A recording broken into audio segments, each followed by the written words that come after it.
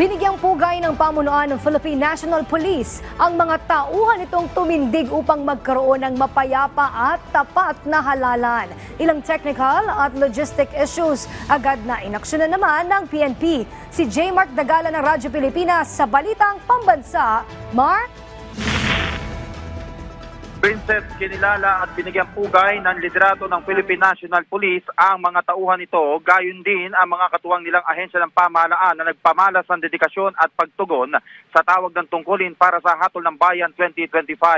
Ayon kay PNP Chief Police General Romel Francisco Marbil, dapat kilalanin ang mga tumindig at sumunod sa direktiba ni Pangulong Ferdinand R. Marcos Jr. na itaguyod ang mapayapa at tapat na halalan. Bagaman may mga napaulat na minor at technical at logistical issues, agad naman itong naaksyonan ng mga kinaukulang ahensya ng pamahalaan. Kabilang narito ang pagkasira ng automated counting machines, pagkaantalan sa pagbubukas sa mga presinto at ang pangalang hindi mahanap sa listahan ng mga botante. Nasa mahigit 205,000 ang buong puwersa ng pamahalaan na ipinakalat sa buong bansa na binubuo ng PNP, Armed Forces of the Philippines, Philippine Coast Guard, Bureau of Fire Protection at iba pa. Bagaman idineklarang generally peaceful ng PNP ang mismong araw ng halalan, sa kabila ng mga naitalang insidente, mananatili namang full alert status upang tiyakin na mapipigilan pa rin nila ang mga magtatangkang magasik ng karahasan.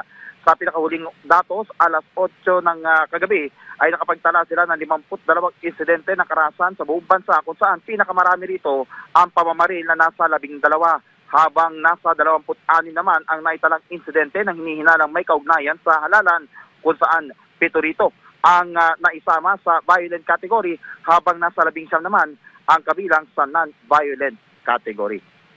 Mula sa Campo Crame, para sa Radyo Pilipinas, para sa Balitang Pambansa.